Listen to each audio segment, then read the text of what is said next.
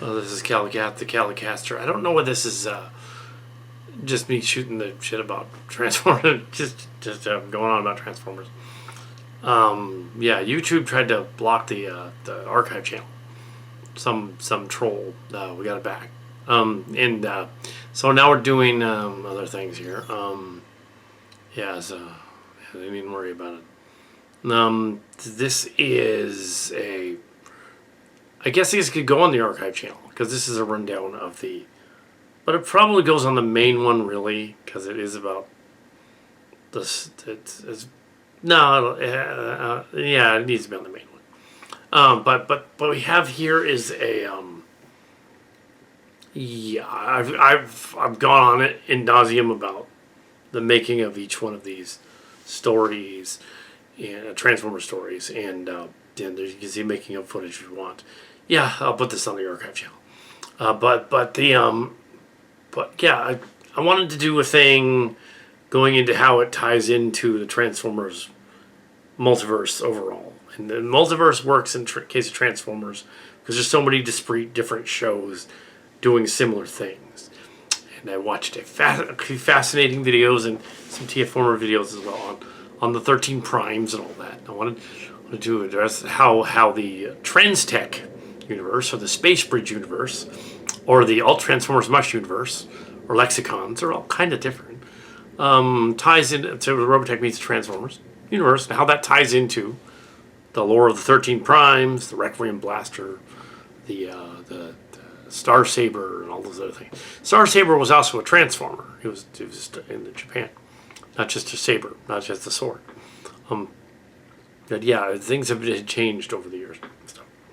Yeah, we began this hilarious odyssey when the show was on the air with the trans movies, having nothing to do with transsexuals. It's Transformers. They could be, but it's not. It's Transformers. I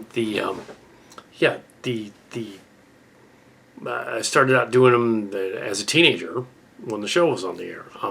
That's how far back it goes. Well, 40 years almost. And yeah, just about 40 years, almost. Yeah, so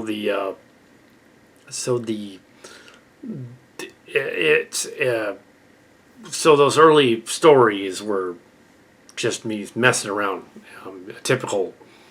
I think the first one, the Attack of the Hills. Let me see what they were all called here, just to clarify some things and make sure it's not all the Autobot Pact series that you see the commentary videos on. And basically, those are just me messing around. They're all kind of me messing around, but just filming the toys on the ground. I didn't have all of them, so they were a pact. There were some of them on each side. They back then in the G1 series, they had a Requiem Blaster. They had a Requiem Blaster, and they had a Star Saber. They did. They had weapons boxes. They had several primes. They had the early version of. At one point, they all become the primes, and in one of the episodes, they all become different primes. The genesis of the 13 primes. Can't say that I thought of it though. I didn't really. What it is the comic books were already doing that. So there were Marvel comic books. Kind of had an inkling of what that was going to be. 13 primes way before. So that video from that long and drawn out video about IDW and the other ones doing it. It was before that. It was Marvel. They were doing something like that. So, from the original lore, I understand that Alpha Trion, they list him as a prime now, but is he really a prime? Or is he just Alpha Trion? Because they kind of changed some stuff of that. So in the G1 story, you had Vector Sigma, who was the computer that gives him life, and then you kind of had also Renegade Sparks in. They weren't called Sparks back then, but memory components inside a chamber, and they can go and get them as well. So will become Sparks later. So a lot of that's kind of retconned backward. Yeah. So in the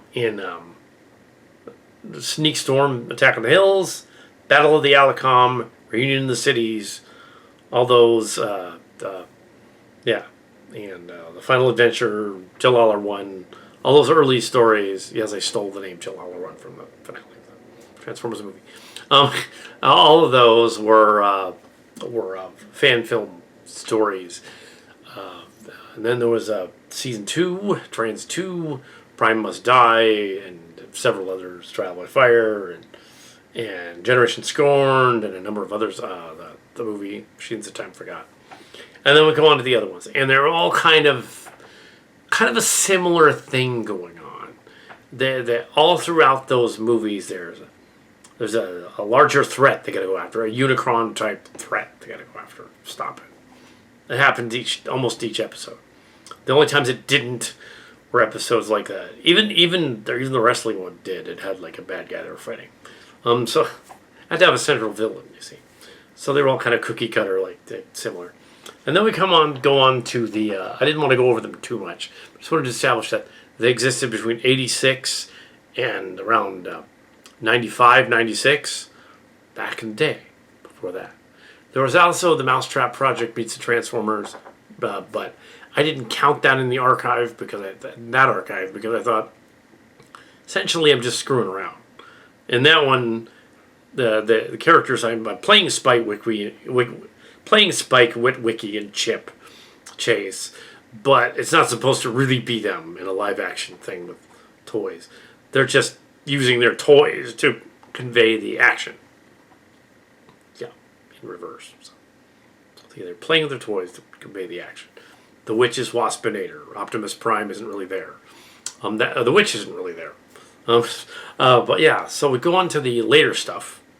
The more refined stuff, I guess you might say, in the 2000s with this kind of a rundown of things. I don't think we included a Requiem Blaster in the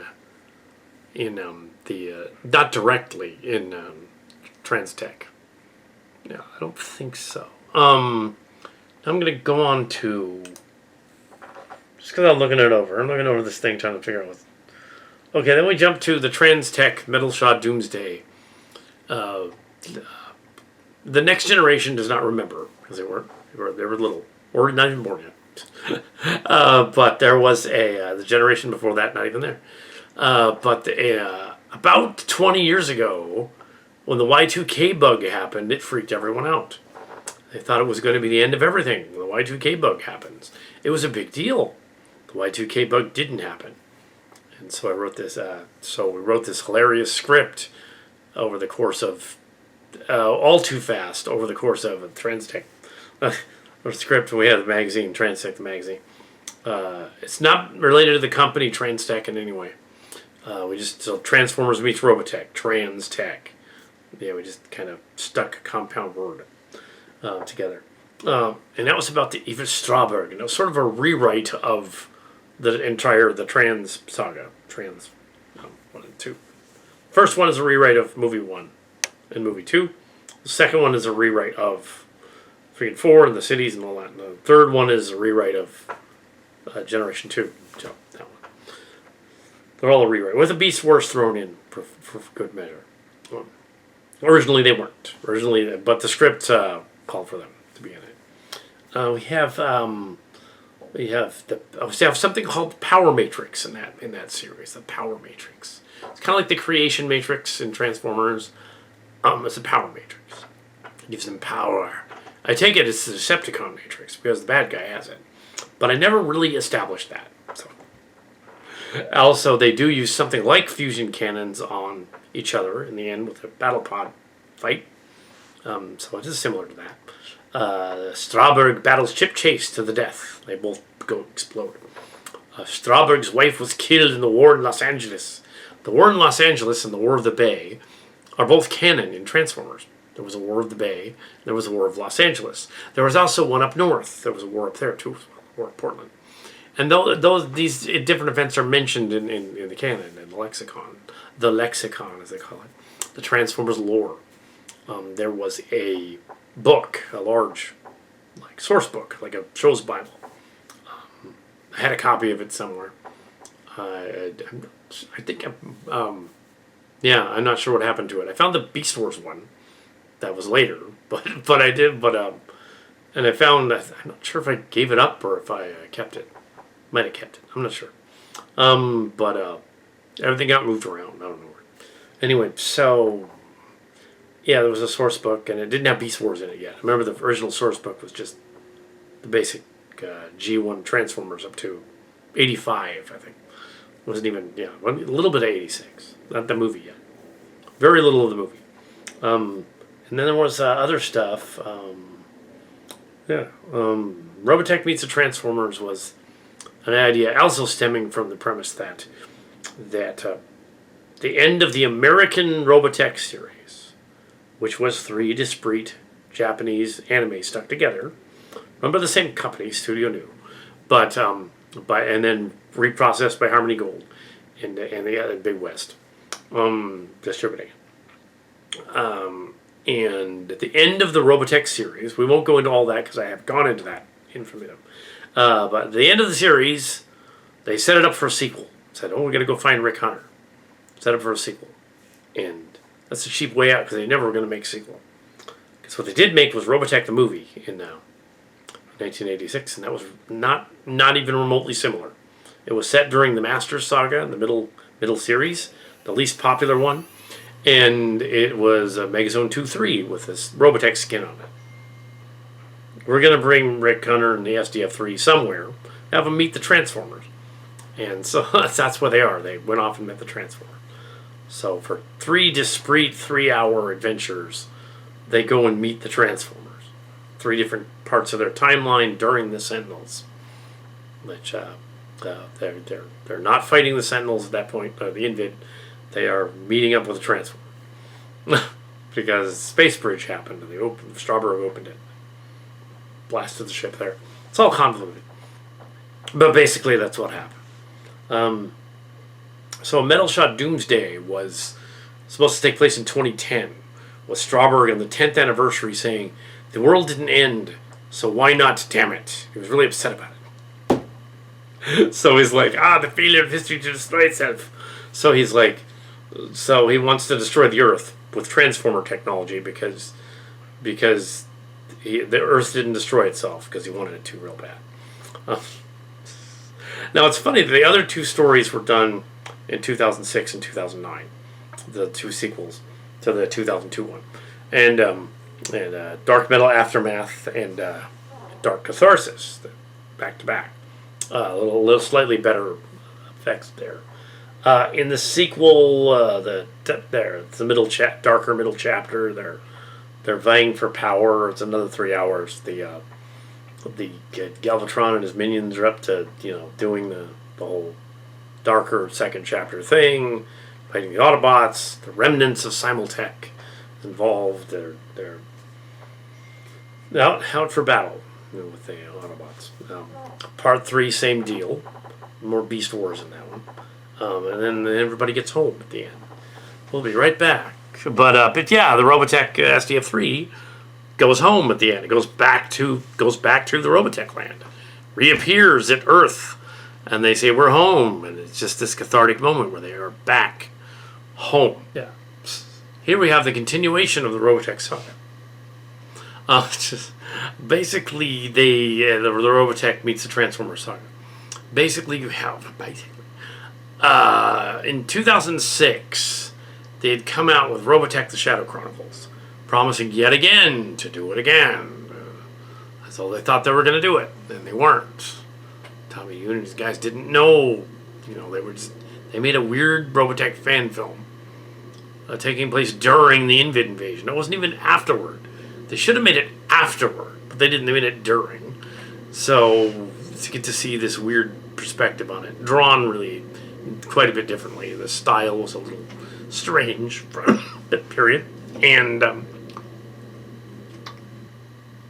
we decided that it would be fun to do I decided Mark's Cards really wasn't involved in the endless circle here.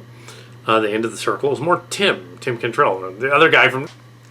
And yeah, so he wasn't directly involved in this. No, it was just that he was known to be interested in it. So yeah, he wasn't involved. But they basically go back to Endless Circle type, sort of retconning Shadow Chronicles and Love Live Alive. Whereas Love Live Alive had an extended ending scene where they made it ridiculous implication that Sierra the alien from another planet, the energy alien, is pregnant with Lancer's kid, which was really dumb. They said, "Oh, there's the three of us." It's like, yeah, no wonder he was surprised. He's like, "That's not physically possible." Even if they found a way to, and even Marlene is not technically a human; she's merely able to shapeshift into one. But I guess if she was that close, then maybe. But no, that's dumb. Don't make a baby. Dumb. But yeah, so it goes on the continuation of the Robotech adventure with the Endless Circle. They have to go on an adventure. They have to go meet up with the Transformers again and defeat bad guys. In the story, the Regent is back and stuff. He's threatening them. They got to go fight the Regent, basically. And it's kind of James Spader voice, even though it's not James Spader. It's just us. So I figure if the Transformer toy guide is so confusing that even I can't figure it out, don't put it up on it. So I'll just try to summarize everything that's kind of going on. Because if there's stuff missing, don't. So basically in 2015, and then a slightly revised version in 2016, was the end of the Endless Circle. The End of the Circle, based on the End of the Circle by Jack McKinney. The Endless Circle, loosely, very, very loosely based. Title only, really. Except for Lancer and the others being kind of similar, it's very, very much different. It's a Cal-Cat. All Transformers version, actually. There's a little bit of that in there. The Robotech people have to figure things out. Get their protoculture matrix back. It's been stolen again. They have another SDF ship with them, so they can use that to go and look for them. I'm assuming it's the Valkyrie or one of the other ones, and they can turn around and use that. They're Kaling. And Dana Sterling helps. Rick Hunter helps. They go on a mission to find the lost thing. There's a new enemy. It's Hadon. Has returned from the dead in Transformer power armor, and he is out for vengeance, kind of. The Robotechs figure out a clever way around that by sort of reversing the plot of some of the other episodes, kind of calling back to, actually, I would say, some of the Invid episodes, by saying, what happened if they turn the protoculture off? Then he can't detect us. It's kind of a clever idea. So they turn the protoculture off for a minute. Then he can't see them. And then they shoot him. But there's Buddy gets away, and then there's other fights going on. He ends up getting beat up by the Regis, but she returns as a hero to help them, because she's not beyond them. She's beyond the shadow thing that he's become. So to destroy a more malevolent evil than they are. So basically, a clever idea. So it's from 2046. It's the continuation of the Shadow Chronicles that were never continued. So we had some elements of that, and we were going to do that. So we knew from fan stories over the years at that point that this is what they would have done, and so we decided to do it ourselves. Just like with Transtech being Transtech after Beast Wars, we decided to do this and continue it. So after that one, we had more. So in 2017, 2018, we began the sequel, Transformers Space Bridge's Bioship Mysteries, in which Hadon has taken on Transformer form and gone back to 2016 to the rebuilt Simultech, and the Decepticons have captured it, and they mean to activate the space bridge and use it for evil purposes, various purposes. And Galvatron from the Michael Bay universe has stolen away over there, and he's there too, and he allies with Hadon in a sort of weird Megatronus and Animus Prime relationship. It's very, very similar to what they did back then. It's not sensual in any way. It's just they're buddies. Also, there's fun Devastator moments with the Combiner Wars Devastator. But yes, so Space Bridge, the Bioship mystery. They go after the Bioship. The Bioship becomes a thing. In Transformers, the Bioship would be similar to that weird ship that Transformers encountered in the Japanese animation, and that kind of thing, more so than the American ones. And it's a little bit like the one from the Unicron trilogy that was going after folks in that one episode. It's a little bit the Vok from Beast Wars, so it could be them. Could be one of their ships. It's never said exclusively what it is. It could be one of Solus Prime's ships or Animus Prime's ships or one of the other guys. And they just left it over. It could be that. But I think it's an alien ship. I think it's supposed to be an alien ship. Yeah. Bioship mystery. They got to figure out what the mystery is. And it crash lands at Great America. And it has the remaining quality of a story of being one of the few trans episodes to have a... Since the OG series had my nephew Dan, this one had Sarah, and their niece, his sister, in a couple of scenes. Then she lost interest. But she did say, have Simultech be near Mission College. So it was near Mission College. It isn't. It is. I guess it was supposed to be anyway, so I thought it would be kind of funny. There's Google Maps thrown in there.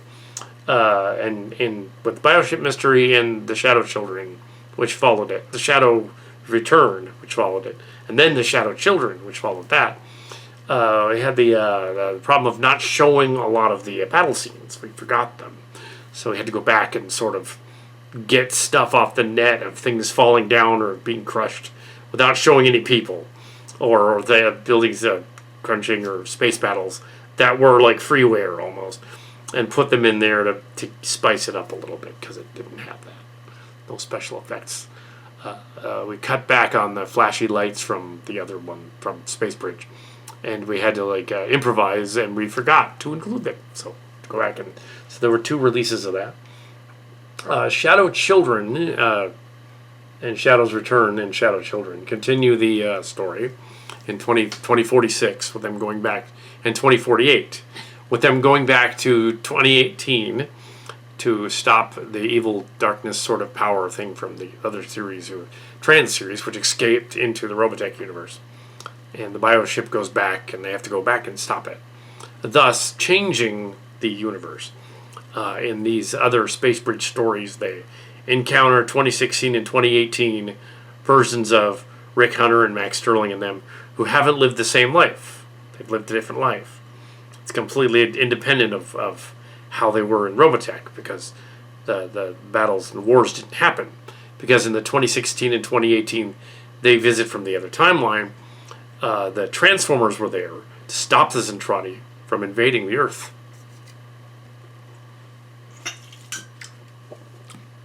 That becomes a thing later. So, I guess we're living the Space Bridge universe. Yes. And then begins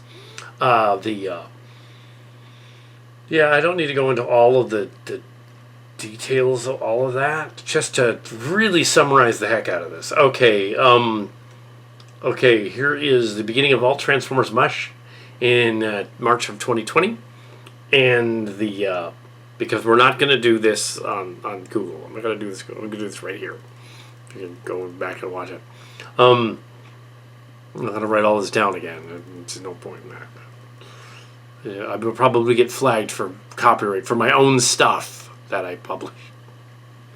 It's been known to happen. So we have an odd group of Transformers, sort of another pact, because we love the pact. Group of Transformers calling themselves the Carta that leave the Liege Maximo space to go on an adventure, series of adventures with Corrosion of War Without End. The Rob Powers script was used as the basis for the 7-part, 1 hour each episode, second part, adventure miniseries. Epic in scale. It included a French potboiler detective in a Nightbeat, played by a Blur, and was a creative consultant. Not only Mark's Cards, but my mother. She was a creative consultant on that one. So Most of Mush, she was a creative consultant. Yeah. I mean, directly. I mean, she kept coming in and interrupting. That's what I mean. But yes. So we have the Wreckers basically being reintroduced as these sort of a wrecker crew. They're kind of led by the Draconis Prime, who only in the pilot talks like Johnny Bravo, and then continues to talk sort of like Clint Cowpoke, with a little more Elvis twarm than Johnny Bravo. But that's fine. It was a little forced as Johnny Bravo. It kind of sounded like the other guy as Johnny Bravo. So when they introduced Maxis Carta, they just had him talk like cowboy again, because Maxis Carta kind of already sounds like Johnny Bravo. So it's kind of like the same guy. So they're like, okay, dial back the Johnny Bravo, make it more Texan, might fit better. Yeah, includes a Night Racer character, a nod to the Raksha, who'd been seen once at that point at a convention, and so we wanted to include her all season. So yeah, she was in it, and also the Nightblade, Windblade lady, among other people. But yeah, so all these people were included, and there was they go on a quest to get back to Cybertron. It's a little bit like BSG. They're kind of like an offshoot colony of robots, like humanity and BSG, and they're trying to get back to Earth. So that's kind of what's happening in the story. And they got to fight off the Shrybots on this planet station thing. And I know the fans are saying, okay, why are they calling themselves the Liege Maximo? Wasn't that the name of one of the primes? Why are they called the Liege Maximo and the Liege Interior? And then they learn that they kind of are related. That's because that particular prime founded that colony. So it works. He founded the colony. Liege Maximo, who is one of the fathers of the Decepticons, founded the colony that they're going to. So that makes sense. All right, cool. Let's see. Corrosion more of that in. And certainly you can watch both versions. Go ahead. You kind of got to watch all of Corrosion together as a 7-part series. But the other episodes after that you can watch out of sequence. They're not in order except the 2 final episodes, Underground and Redemption. They're in order. And I guess you could also count the 2 Wrath episodes. Or you could watch them out of order, but it'd be a little off. So, yeah. So Lord Commander is after Transitions of Wrath. Transitions of Wrath. Corrosion of War without end. Why do these these things are resetting themselves? It's like, what is going? Okay, next we come to. This was 2020 when we did Corrosion, and it's still 2020 in the story. It's May. Transitions of Wrath. That is the. Transitions of Wrath is a Springer and RC fan fiction / story that's been toned down just a little bit, not too much. It's also about Chassis, who is an Autobot female, a femme. They call them fembots, and they call them that too. And it was based on a story by Bobby Carruthers. Roberta Bobby Carruthers, yeah. So, 1997, back when she was in college. So, cool. One of the few people, Powers commented and Bobby Carruthers commented on the episode back in the day. So, not on the YouTube, but on the other thing. There was we had a Google comments thing, like a Twitter. There wasn't a Twitter. And they commented on it. It's since been taken down. So, oh well. Anyway, so yeah, it had a PSA at the beginning and the end, and because it was about a violation of a robot. How do you violate a female robot or a male robot for that matter? But anyway, the robots did that as a story. The trauma associated with such a thing. The next episode was Sibling Rivalry, which is a Jazzy episode and a Rakshi episode. Jazzy and Rakshi. We don't know who Jazzy and Rakshi are. But we do know of kind of who Raksha is. But this is a Jazzy one. And in this one we have Scout, who is one of the Prime guys from well, in the story it's a Prime from the thing. It's supposed to originally have been Jazz, the Autobot Jazz's sister Jazzy. This person who wrote this was not very original. If you're going to call the sister of Jazzy, it should be Blues, obviously. Come on. But no, Jazzy, that's her name. But yeah, the Femme Adventure. Again, yes. It's extremely woke. Not just kidding. So then we come to the Wrath of the Overlords, where they return to the Wrath planet. But this time Dragonus Prime and Maximus Carta go to the planet Nebulous. And yeah, we have Titans and Titan Masters and Galvatron's twin brother and all that. We have the two big Galvatrons hanging out. And it is a collection of several Mush stories, including the Andraxis Commander and Secret Project and a number of others. We don't need to give away all of who wrote everything, I don't think. We don't need to go into that. It's on the page if you want to go watch the episode, and then you can read all that. There's no point in rattling off names. The next one is Head of the Hydra. You take the Transformers go to Canamus, the planet from Combiner Wars, and in that one, and they have to battle the bad guy there on the planet, the Combiners. And we learned something about the Combiners, and that's Rob Jung and Doug Muth story. Well, Transformers Rush. That's one of the guys who wrote that one. The transitions of Wrath stories. The Wrath stories in Commander are Blood Crow. So yeah, Blood Crow those. And then next is Coming Clean. Still on Canamus. For short stories, an array of Transformer fans. So several people wrote it. Interestingly enough, I don't. It would appear that at least one of the people that wrote one of the short stories is related to the TF-2000 board's character, Miss Huntsman. Possibly. But we can't be sure about that. Clausen is a DFA fan. But yeah, that episode, Coming Clean. I think that's about the Cannabis Planet. Sky Crush. Octobertone and Sky Crush's adventure. Nexus Guard. This is the Missing Man mystery one. This is the one that Mom consulted on concerning the Missing Man mystery. It was a mystery episode. Yeah, it's the one she consulted on. The one they found the missing guys.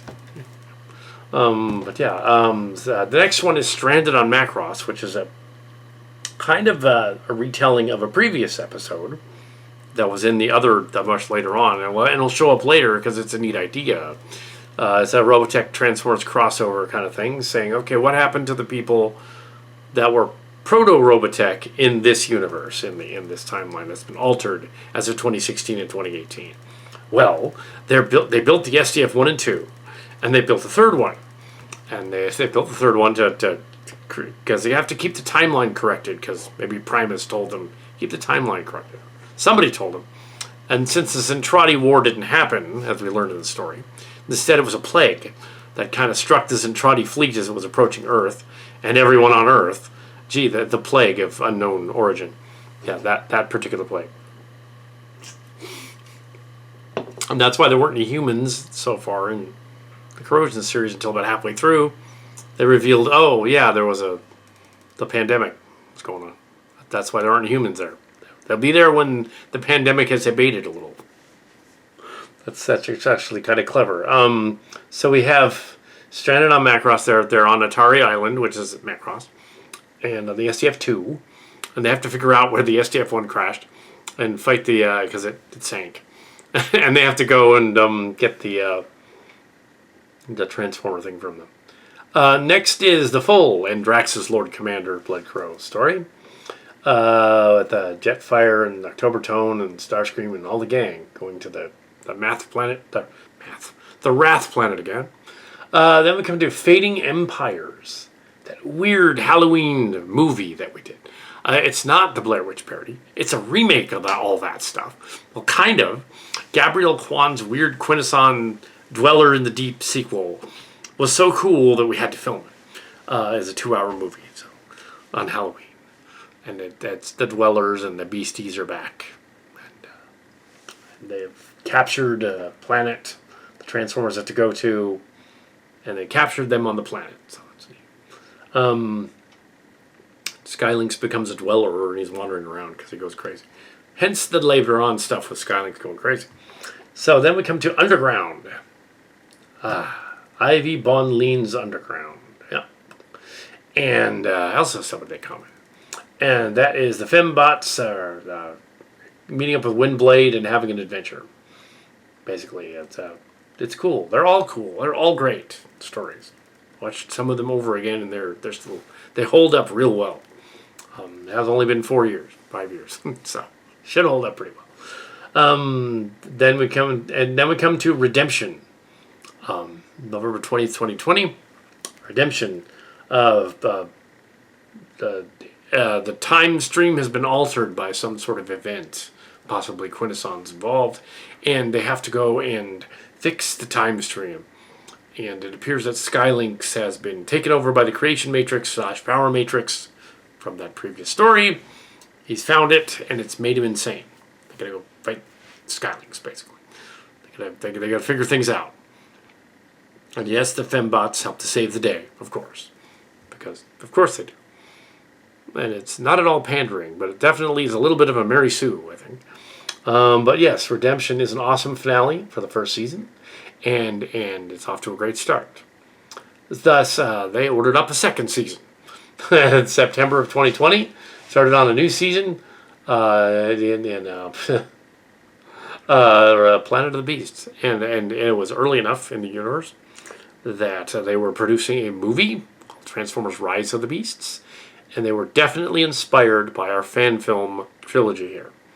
The beasts on that movie, Planet, are some of the beasts from the end of this 3-part starting episode right here for season 2. There are some of them.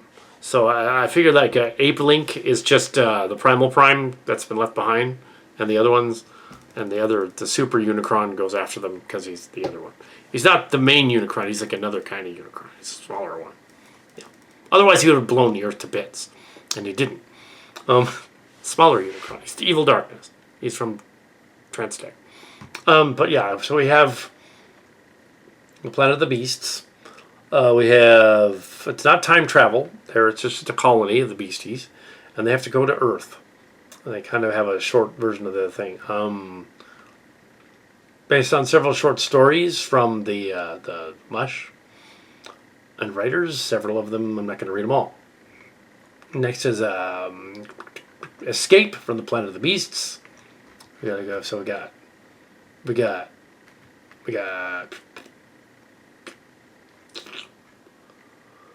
the Planet of the Beasts, Escape from the Planet of the Beasts, where the headmasters help them to escape.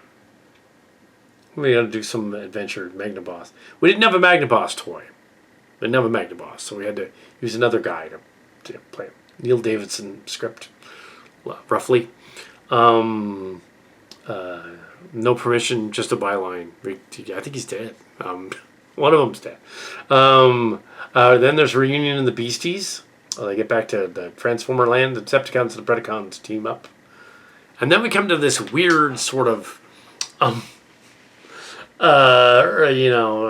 January 2021 continuation of the series with the Scythe of Destiny. It looks more like a sickle than a scythe, but okay. The Scythe of Destiny. There's a few Transformers that have wielded a scythe-type device, including a little Minicon and one of the Primes, the Animus Prime. Is the bad guy at the end of this Animus Prime, or is it the Fallen? Who is it? If it's the Fallen, it's the other guy. It's Megatronus.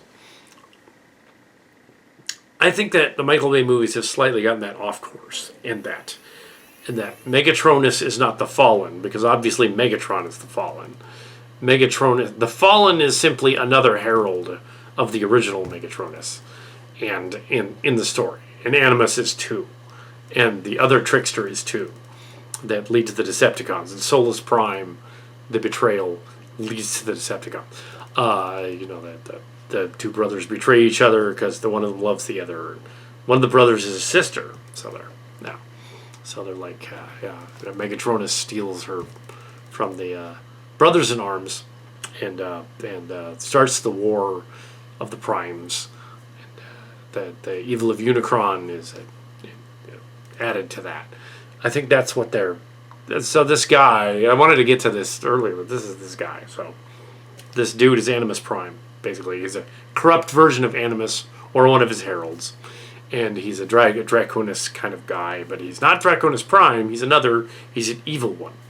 Yeah, he's not evil Draconis Prime. He's kind of like Predaking a little bit. There was an early pre-Predaking that this guy kind of is.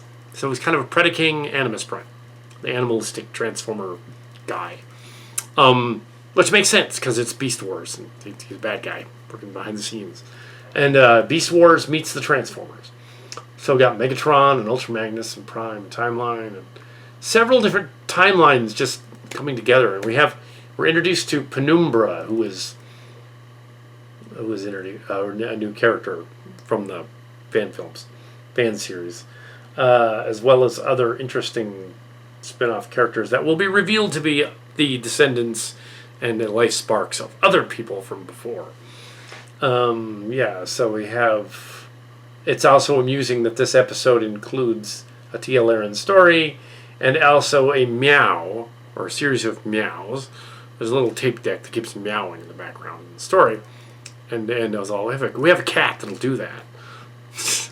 So Kadabra, our resident kitty cat, one of the three kitty cats, she meows all the time. So I'm going to record her meowing and play it in the episode.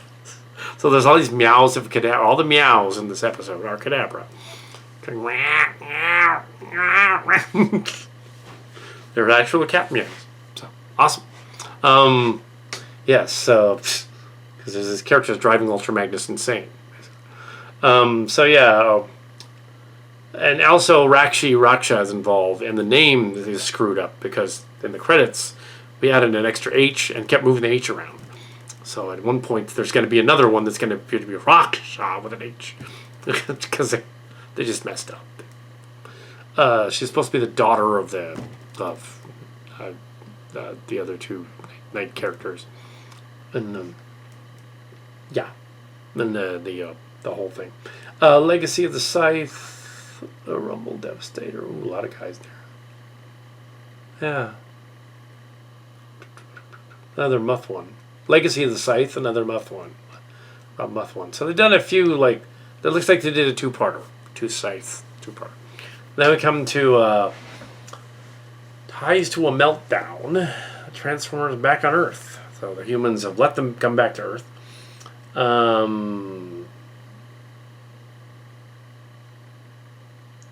This was an interesting one because it was loosely based on the UK Comics version of Jen McLeod, Megan McLeod spin-off character, and Daniel Witwicky.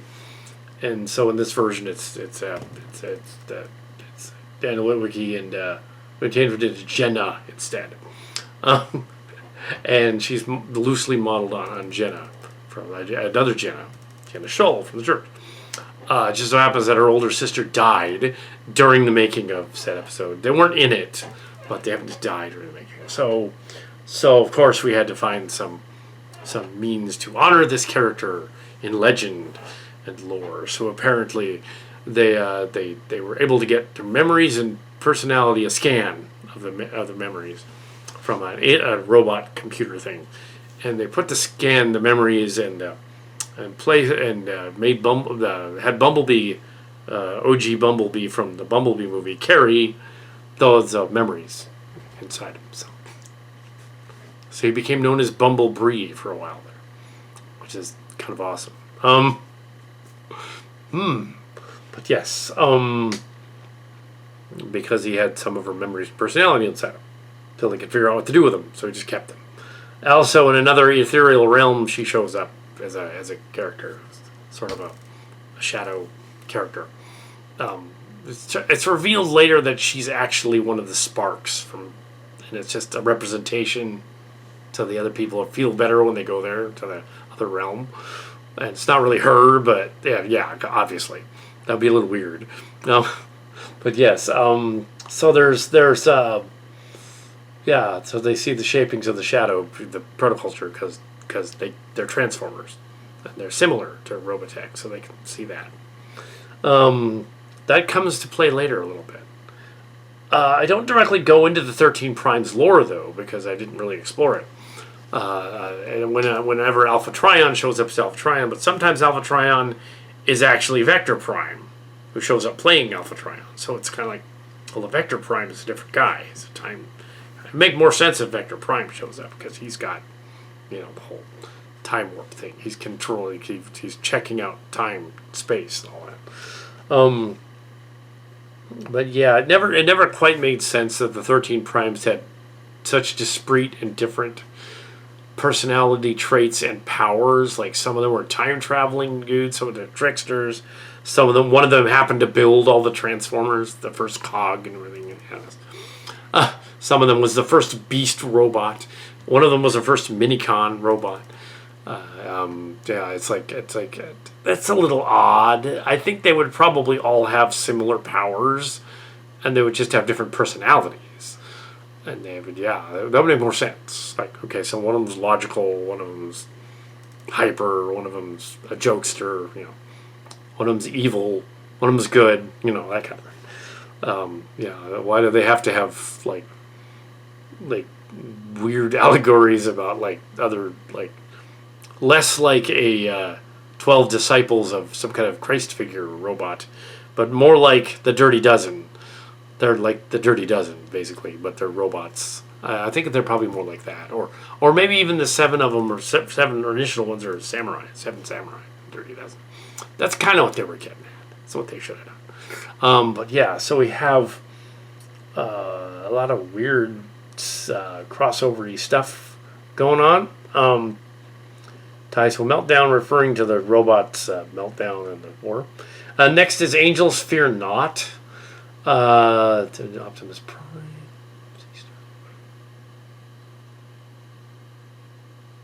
Yeah.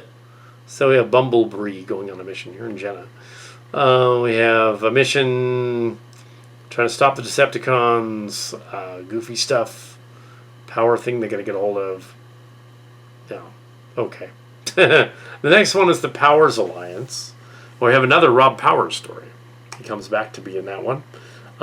This time with his permission. So I use this one. It's shorter. It's not as long as that other one. Okay.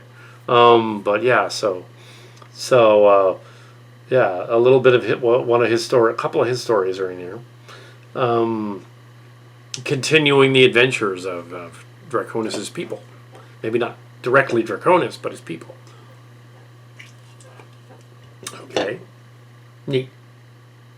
And that whole Liege Maximo thing, which I explained earlier, is probably a colony of Liege Maximo himself, the grandfather to the Decepticons.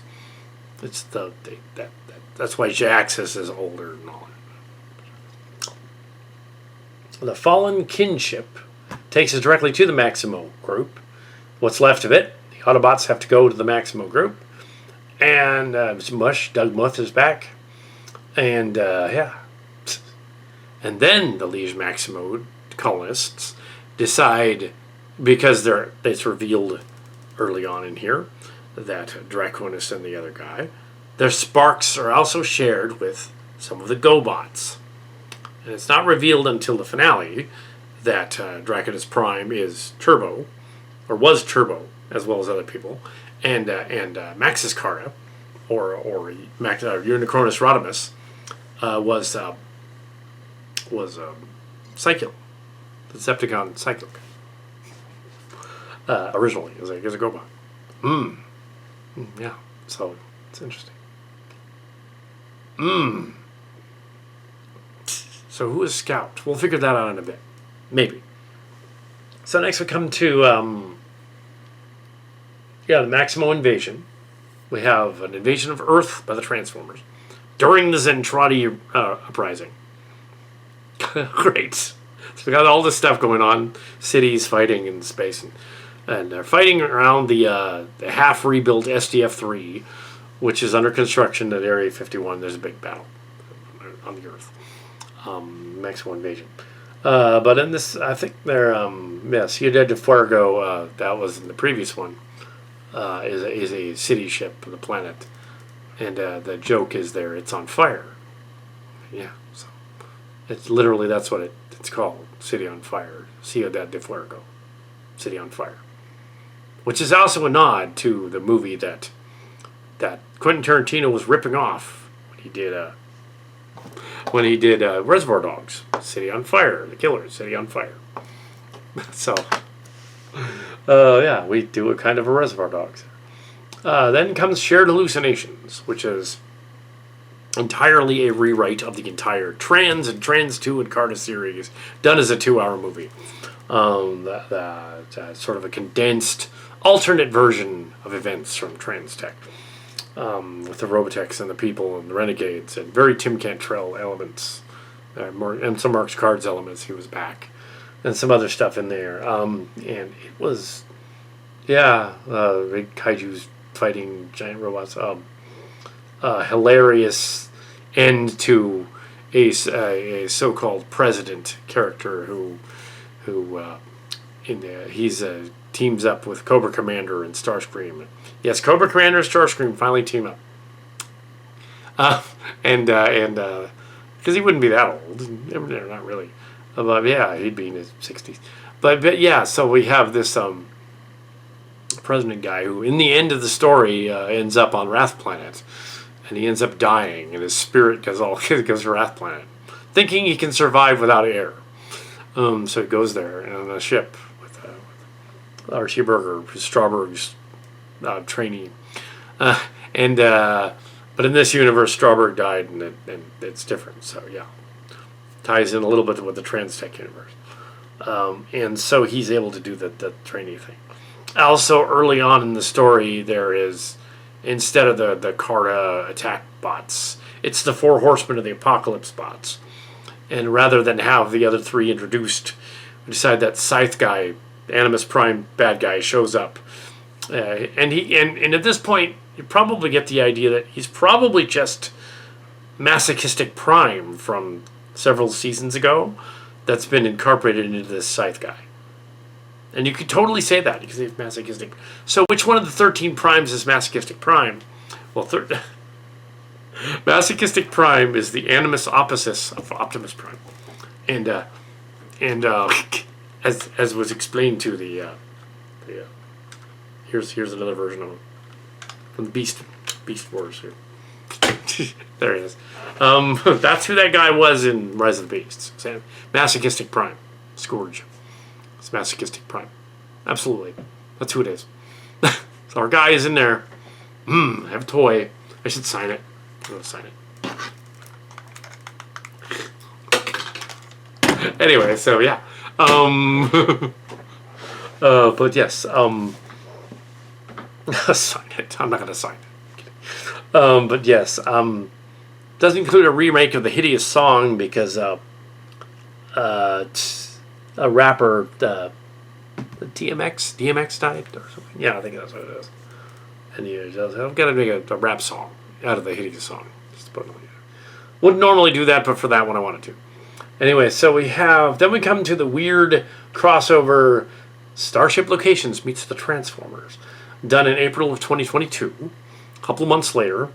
It's just sort of a joke. 3 of the rejected Trans-Tech scripts were about Star Trek meets the Transformers, so we decided let's put them together and make a movie out of it. 3 half-hour movie episodes stuck together. And it works.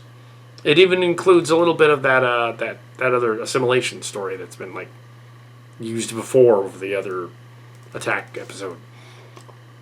And it worked. It worked. It also gave us an excuse to later on in lexicons bring back the Shadow Dancer, human character, as to help the Decepticons to rebuild their master. It's kind of clever. But you don't need to know about Transformers Restart because they explain it. They explain, this one human, he's willing to help even the Decepticons because he's trying to make up for a penance for having helped one in the past, so, having beaten up one in the past, another version of Galvatron. So he's because he's powerful. He's got Q powers. Yeah, he's a Q basically. He's sort of a Q. He's played by a Scotty figure. So it's okay, yeah, he can do stuff. He's got the science that's indistinguishable from magic. So he can fix things. So let's help them out, help them recover the Spark Lady. Then we jump into Transformers Lexicons, because at the end of last season, we dramatically killed Springer. And oh no, they're gonna kill Springer. How could they do that? But they should have known that we had saved a bunch of Springer episodes for a continuation, and we weren't gonna kill him. No, he's gonna come back. We're gonna do the whole the Springer, the Worthy of the Prime story arc from the UK comics, the Wrecker comics. Of course, we're gonna do that. So we did, and we called it Transformers Lexicons, based on the Lexicon, the new all Transformers. Not new in 2016, but it's not new. But a lot of the stories were from 2002, 2003. And a lot of the confirmations were from there. You could go back and Ivy Bowling and Rob Powers and that kind of thing. Rob Joe. And have Doug Muth comment, I am Rob Joe. What do you mean? Anyway, so yeah. But I'm not. I'm Cal Catster. But here we have, May of 2022, and Transformers Lexicon starts with Facing Up. Weird episode where we get to meet the Wreckers and the Mayhem. And the Mayhem leader, Bludgeon, herald of the Animus Prime and Jaxus, has been thrown in. Jaxus being a spinoff of Jaxus, being sort of a stepbrother of Megatron, who both of them served Megatronus, the earlier Prime, many years ago. All three of them together, they were Decepticons. But there was a fourth. It was Primary. Anyway, so we have Legend, and it's a fight Springer to the end. So Galvatron has revived Springer to fight Bludgeon, because Bludgeon is so evil that the Decepticons threw him in space prison. He's that evil. It's the Decepticons didn't want to deal with him. Even they didn't want to deal with him. Throw him in the space prison. So he gets out, of course, and they got to go stop him. That's what Facing Up is about. This weird sort of anima RC thing, too, with the RC being messed up. And then we cut to some interesting dynamics in the Artemis incident. Not named after the Artemis Moon Project, but they just love the word Artemis. It sounds cool. So we got a mercenary called Artemis who's captured. We have Artfire and the other characters. We have Road Rage, and a number of others inspired by some fan stuff on the internet, but also about these earlier stories. Till All Are One, Artemis Prime's version of Till All Are One is a basis for that story. So her name was Artemis Prime. So there you go. She put herself in the story. Yes, they're fanficky. They're like that. And then we come to Lexicons going to the planet Char in an obscure mission. Galvatron's got to go to Char and find a specific. Galvatron and Primary have to find a specific thing. Galvatron. Lexicon story, the Primary sagas. So we're kind of doing the Primary sagas. So if you're familiar with those, that's what we're doing in that season. So we got Primary and Artfire as Artemis and Primary. Primary is interesting because she has the spark essence of sort of like that spark essence with Bree and the other one Bumblebee and the other ones, and being heralds and all that. She's a herald of and a descendant of Solus Prime, the grandmother of the Decepticons and lover of the Decepticons.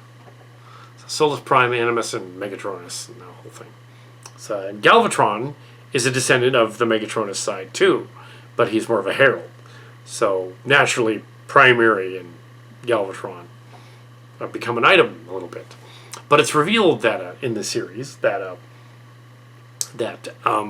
Ultra Magnus had been with Primary previously, which wasn't dating Galvatron. Galvatron is not pleased, but yes, neither is Ultra Magnus. So yes, it's a soap opera, but it's awesome.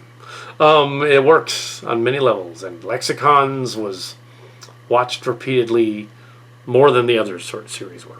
The Springer stuff was that crazy. That fans loved it. I think at least 2 or 3 relatives watching the one about the prison break and the other one over and over again. They just love that one. I don't know why.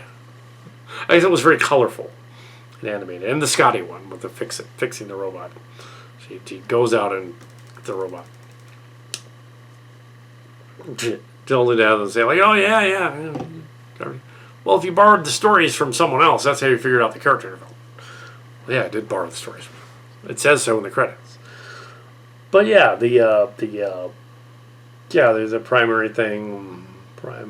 Solus Prime. One of the 13 primes, it said. Turned on the others, apparently. Yeah, that's canon. And then G-Axis finally shows up in Transformers Lexicon's The Netherrick Gate.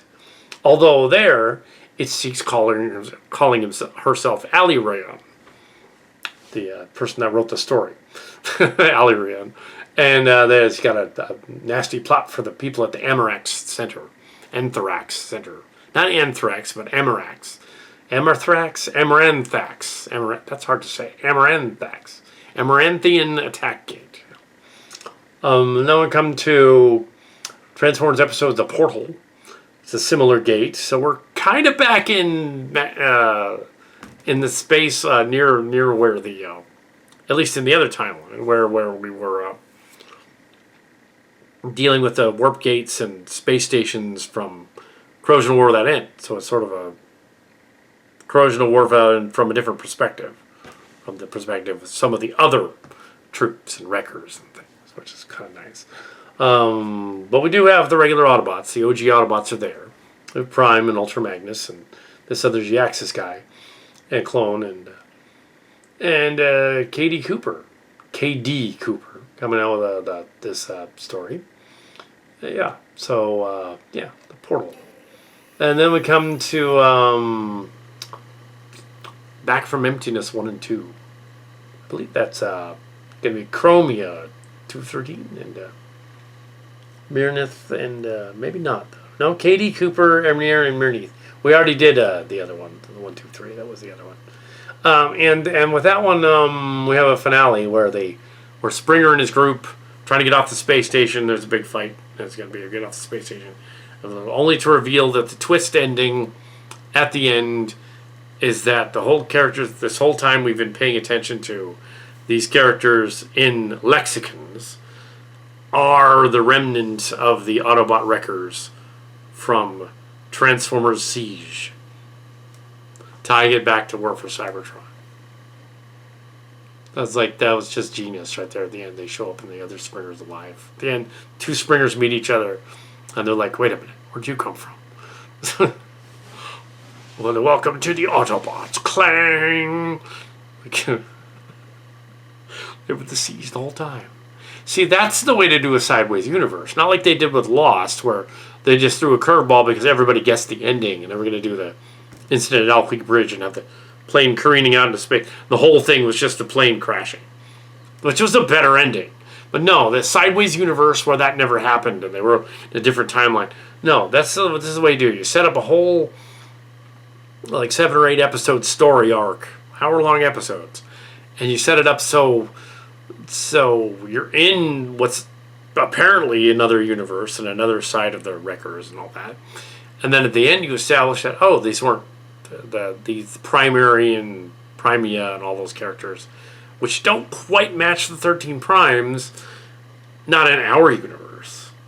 In their universe, they do. Yes, totally works. In their universe, it does, because it was changed. Now, that Galvatron is a different Galvatron. It's not the same guy. That Springer is a different Springer. It's not the same guy. But they did revive the other Springer, so there you go. So, and the Liege Maximo, of course, is the colony of the. There were a lot of Transformer colonies. A lot of them were destroyed in the cosmic rust fight thing that happened. A lot of them were killed off. Planet Master wasn't.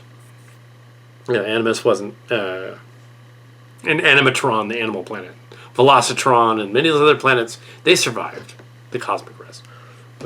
Earth planet, Black Hole planet, Dead Universe, they all survived. So yes, so they were leaving the Dead Universe. Basically, they were freed from the Dead Universe reality into the correct reality. So Prime was there to greet them at the end. And, great ending. Great, that's cool. Because then you can go anywhere you want, do anything you want. The other primary from the other, primary. Primary. Is she the 13th Prime? No, she's the second. She's Solus Prime's, girlfriend. Yes, the one female Prime. Yeah. So then we come to Robotech meets the Transformers, the Sentinel story, the Trans-Tech sequel prequel. It takes place during the events of Space Bridge, basically, but in the past. In this one, we get to see that half-hour scene from Shadow Children get expanded into the entire Sentinel saga. Done by the Transformers Mush people again, including a returned Rakshi and Sheba and Teal Aaron comes back. He was one of the ones that did the crazy cat meow thing with Magnus. He did that short story. It's part of another story. Magnus is a love letter thing. In this one, Transformers meets Robotech meets the Transformers. We had the concept of, okay, what we're going to do is, I've gone over it many times, so I don't have to summarize the heck out of it. It's the Sentinels. It's the 1987 Sentinel series, but done through the lens from the Transformers perspective. And the Robotechs are there, and the SDF-3 is there, and the SDF-3A and Rick and Lisa are married, and Max and Miri are there. Max is played by a different character slightly, because it's a different life. He grew up differently. Dana and Bowie are slightly different, slightly older, and we have Aurora in there as well. And it's 2023, and they go out on a mission. And they go out to the planet Tyrol in the first one, and the moon of Tyrol, in the moon of Phantoma in the Valkyrie system, which in this universe apparently is near Alpha Centauri, I guess, kind of. There's the bad guys, there's the doppelgangers, there's Decepticons. The twist is the Transformer ship that goes with them, with those characters from the previous story, the primary characters, having changed.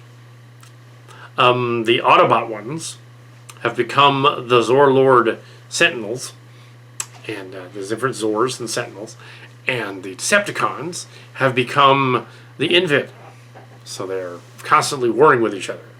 And we have the return of the bad guy Hadon, that being played by a Galvatron, and we do have the bird guy who was the other Hadon, but he's somebody else in it, and and he's playing somebody else. And we have the Regis, who is played by a sort of alternate version of Tigatron, which is fun. And they're messing with everybody's mind. And here's where Scout comes in, because there's this sort of Draconis Prime sounding guy through the whole thing. He's a slightly thicker Texas drawl, and he's one of the Primes. He's that Thor Prime guy. There's the two other Primes. There's clearly the Solus Prime looking guy, Tall Spike Prime, Tall Spike Zor, and we have, he's clearly supposed to be Solus Prime. We have the middle one, who is the other. We have who did we have? Six Zor was the middle one. Six Zor was the middle one. Six Zor had been Artemis in the other one. It's Artemis. It's just so like, oh, that's Artemis from the other story. She's like the girl. She's Artemis. Laser Prime from the other story. And obviously that other Prime's got to be Scout. That's who it is.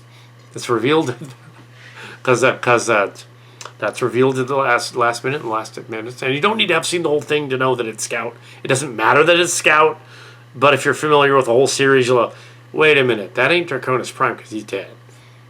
Who is that? Who is that? Oh, that's who that is. And some of the other characters are hints as well. Like you have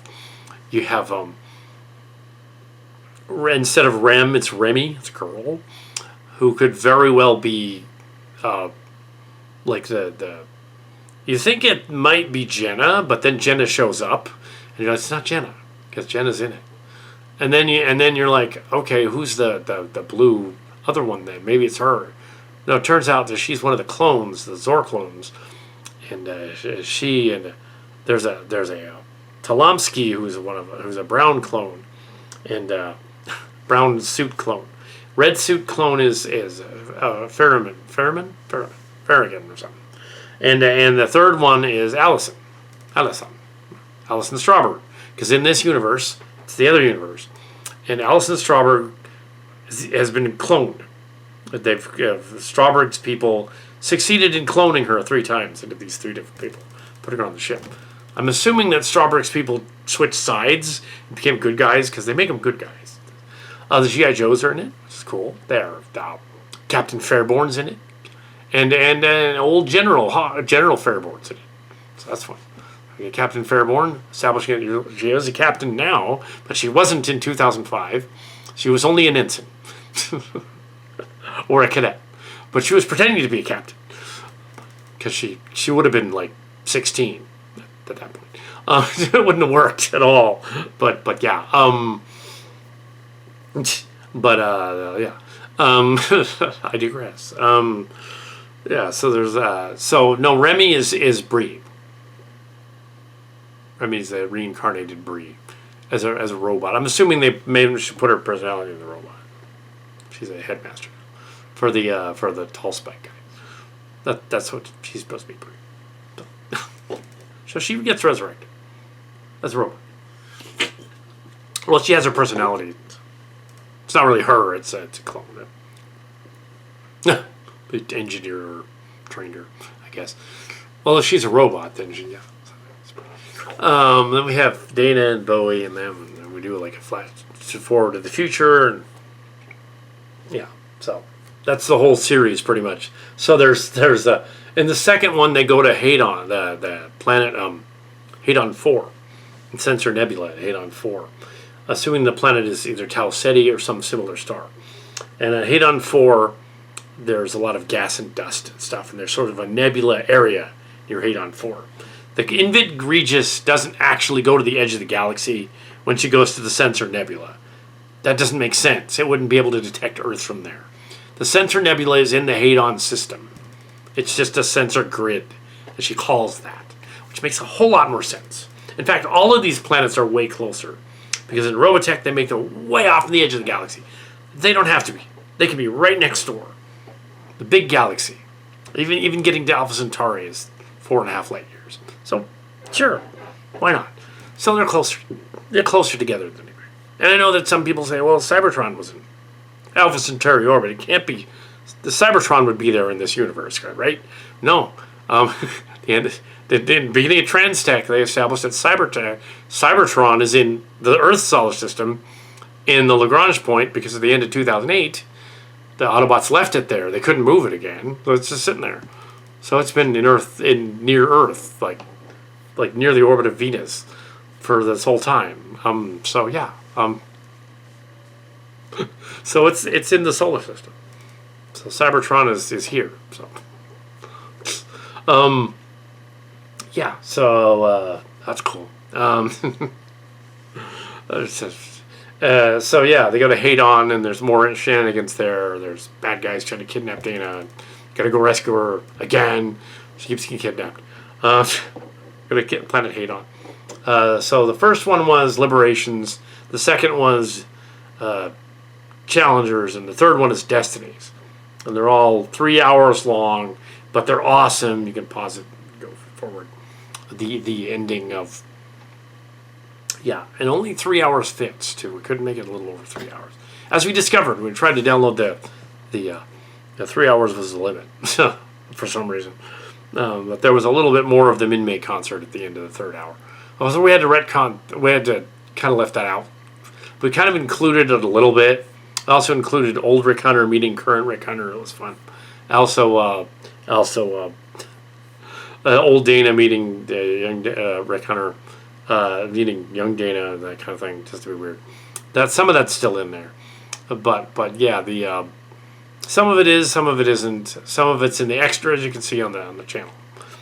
But yeah, Min-May wouldn't be a singer in this timeline. Min-May didn't end up doing that. She ended up being with Kyle instead, and they ended up adopting their kid, who was born trans.